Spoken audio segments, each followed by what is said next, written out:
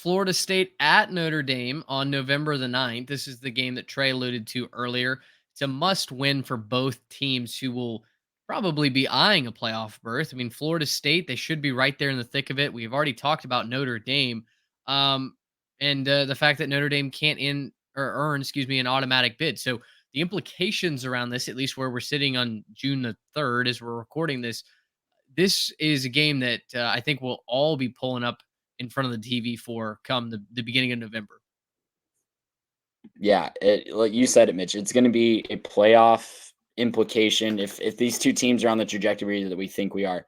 And both of their schedules are kind of backloaded. I don't have Notre Dame's pulled up in front of me, but Florida State, for the most part, they play an early game at SMU that could be tricky. They play Clemson at home, but the back half of their schedule is at Miami, North Carolina, and then this Notre Dame game.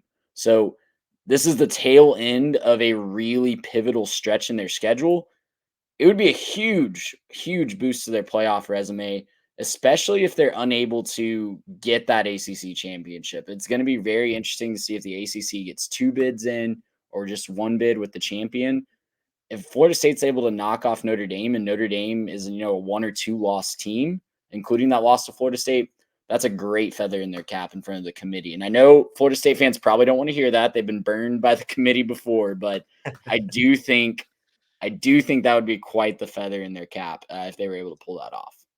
This is the year that they're going to give Florida State the makeup call if it ever happens, right? Like if it's going to happen, it's going to happen this year. So put a good resume together. Borderline, if they're between Florida State and I don't know, like Kansas State or anybody like that, a 5th SEC team, you gotta hope that they make it. Or Texas their athletic directors on the committee, right? I mean, it does highly depend on that. Look, the other thing about this is both teams will transfer quarterbacks, but this is late in the season.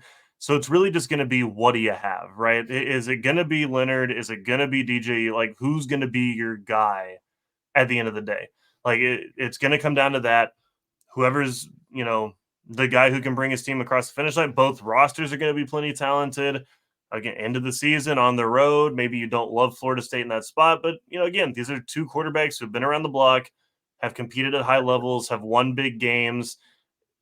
I don't think this is going to be a spot where you can really pick one obvious side or the other. It'll be a lot of how does the season play out, right? Does Notre Dame come into this with a little bit less, ambition because they've lost a couple up to this point? Or is it, hey, we're fighting for our playoff lives and we're, really, really motivated to play this game versus, again, like Florida State, maybe they're coasting. Maybe they're, hey, the ACC hasn't been too tough for us and we're going to kind of coast into this one, not really ready for it. Or maybe there's a loss on the schedule somewhere and they're super desperate. So I think a lot of this is going to be, how does the season play out for both teams? Who's healthy?